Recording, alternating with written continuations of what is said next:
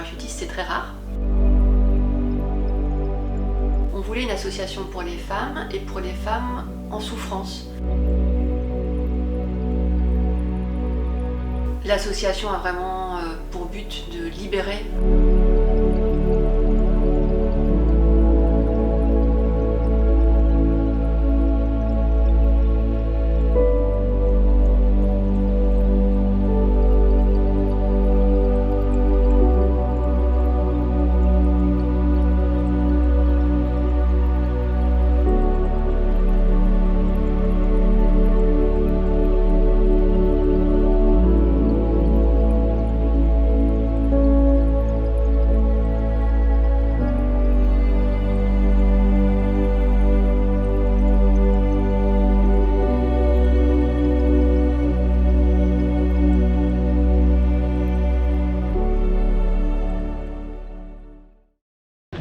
C'est un truc que j'aurais pas fait il y a un an, mais là, c'est parti. En fait, ouais, j'ai été malade, là, je saute avec l'association Vous Envol, donc c'est un truc que non, il y a 50 ans, on voulait m'offrir de ça et j'avais dit niet.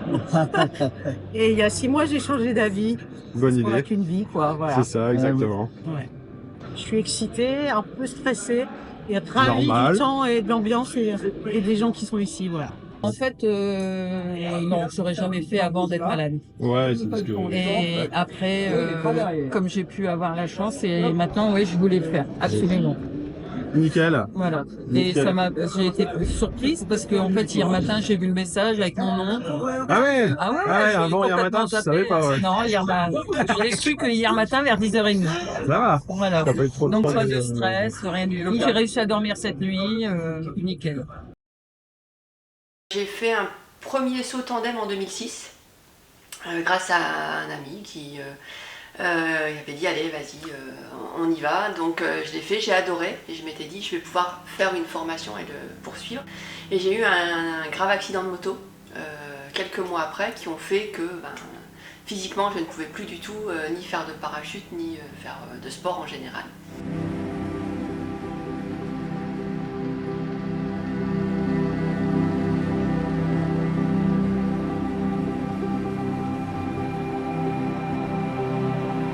En discutant avec un parachutiste, il m'a proposé en fait de faire un saut à bondu parce qu'il y avait des sauts dédiés pour les personnes handicapées. Et quand j'ai fait mon premier saut en parachute, alors déjà c'était inespéré parce que je ne savais pas qu'un jour je pourrais ressauter du coup. Beaucoup d'excitation, je savais un peu à quoi m'attendre, mais pas en tout cas comme ça. Et donc quand j'ai fait le premier saut, il y avait d'autres personnes en situation de handicap avec moi. D'autres personnes en fauteuil. Il y avait Véro, je vais la citer, qui est devenue une amie très très chère aujourd'hui, qui était en fauteuil, donc on sautait ensemble. Il y avait Audrey qui était hémiplégique suite à un accident de voiture, et puis Arnaud, notre porteur. Voilà, c'était notre petit groupe, c'était vraiment extra. Et le premier saut, en fait, j'ai laissé mes souffrances, mes douleurs dans l'avion. J'ai eu la sensation de partir avec un sac à dos et tout laisser en l'air. Et cette sensation de sauter, de plus avoir de douleur, de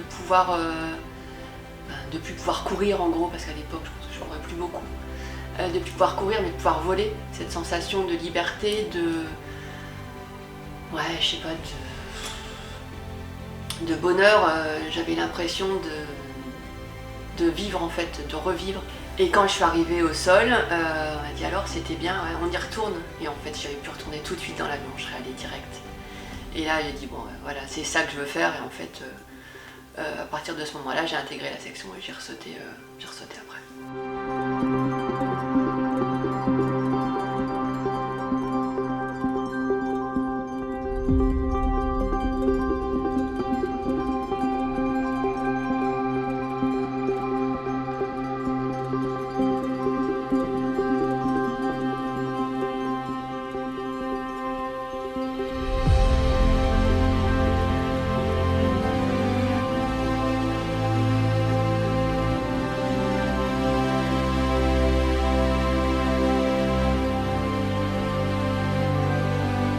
Moi, comme j'étais relativement fragile, je passais beaucoup de temps sur la drop zone, on appelle ça une drop zone, sur la zone de saut, mais sans pouvoir forcément voler, parce que parfois il y avait trop de vent, parfois il n'y en avait pas assez, parce que j'étais trop fatiguée ou j'avais des douleurs. Donc je restais beaucoup au sol et je discutais avec Daniel, donc c'était le monsieur qui était au sol.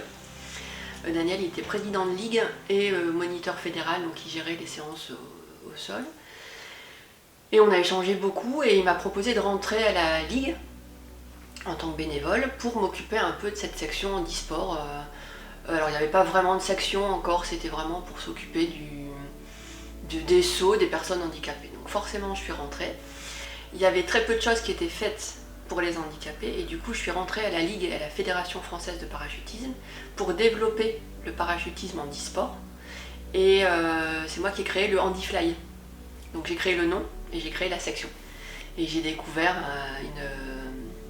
un groupe, une communauté de personnes en fait handicapées qui sautaient et je m'en suis fait des grands amis.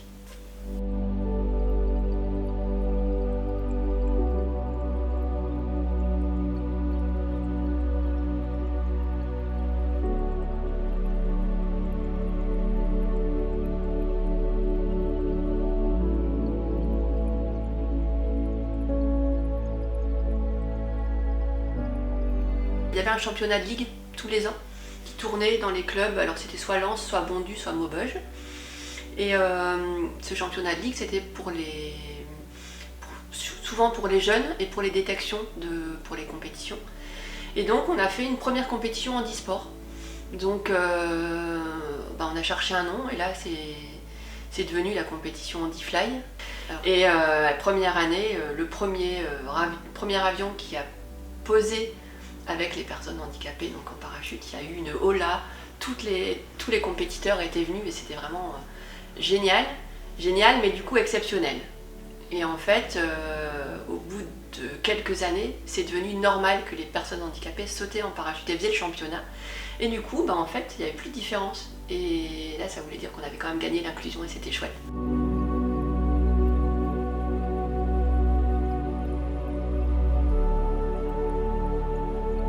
J'ai une autre association, c'est Toutes en vol. Donc ça, c'est une association qui a découlé un peu de tout ce que je faisais pour le handicap avec la Ligue. J'ai un ami qui m'a offert un violon sculpté en hommage au cancer de la femme, parce qu'il avait vu qu'on avait fait des sauts pour les femmes touchées par un cancer du sein en octobre. Et ça l'avait beaucoup touché, il a fait un violon avec une cicatrice recousue. Et il voulait qu'on la vende pour récupérer des fonds, sauf qu'en fait pour faire ça il fallait une association. Donc on a créé l'association. Et depuis, on offre des sauts en parachute à des femmes qui ont un cancer du sein. Donc la première année c'était que ça. On a déjà offert, la première année on avait offert 10 sauts en parachute et 60 vols en soufflerie. Et puis on a élargi un peu les choses parce que donc, cette association est destinée aux femmes.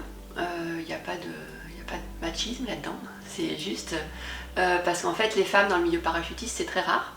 On voulait une association pour les femmes et pour les femmes en souffrance.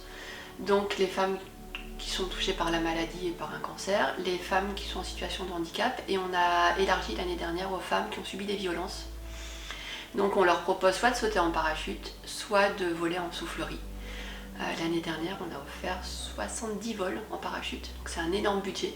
Pour vous donner une idée, un vol en parachute, un saut en parachute avec la vidéo, c'est presque 400 €. Donc l'année dernière, on a fait notre journée pour 65 femmes donc en soufflerie et on l'a adjoint à 45 enfants touchés par un cancer pédiatrique. Et en fait, chaque enfant avait sa marraine et c'était des moments de partage très très chouettes qu'on va refaire cette année absolument. Et donc voilà, cette association, on a besoin de coups de main parce qu'on fait plein de choses. On fait des défilés pour que les femmes s'assument après un cancer, qu'elles retrouvent une identité de femme malgré le fait de parfois de plus avoir de cheveux, parfois d'avoir une ablation du sein ou des seins. Et ça leur fait du bien et du coup notre association elle devient un peu plus un groupe de parole, mais un groupe de soutien. On a des exemples de plein de femmes qui s'en sortent et qui vivent.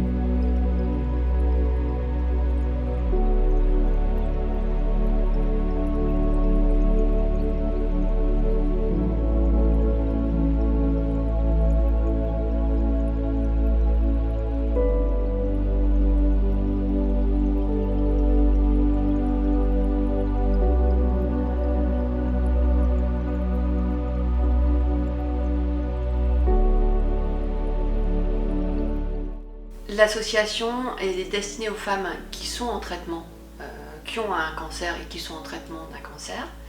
Mais elle est aussi destinée aux femmes qui sont guéries.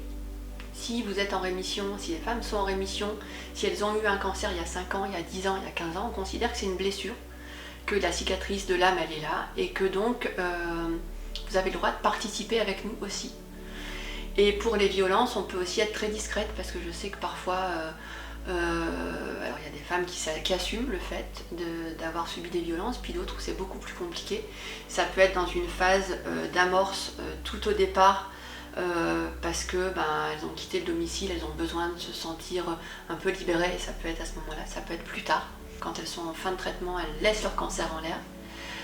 D'autres, elles se sentent vivantes, elles oublient en fait un peu, elles oublient tout ce qui se passe en fait, donc que ce soit pendant ou après, c'est vraiment le côté salvateur en fait de faire quelque chose que certaines n'auraient pas fait sans la maladie. Et en tout cas, je pense que les sourires qu'on a au sol, c'est vraiment très très chouette et on le fait pour ça en fait.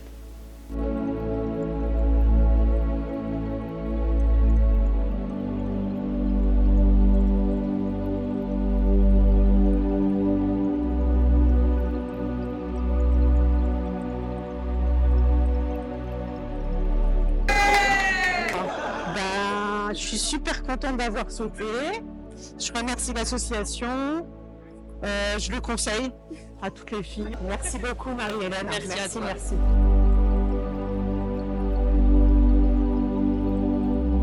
Je te refélicite en tout cas. Merci Et je à te dis toi. peut-être à une prochaine fois.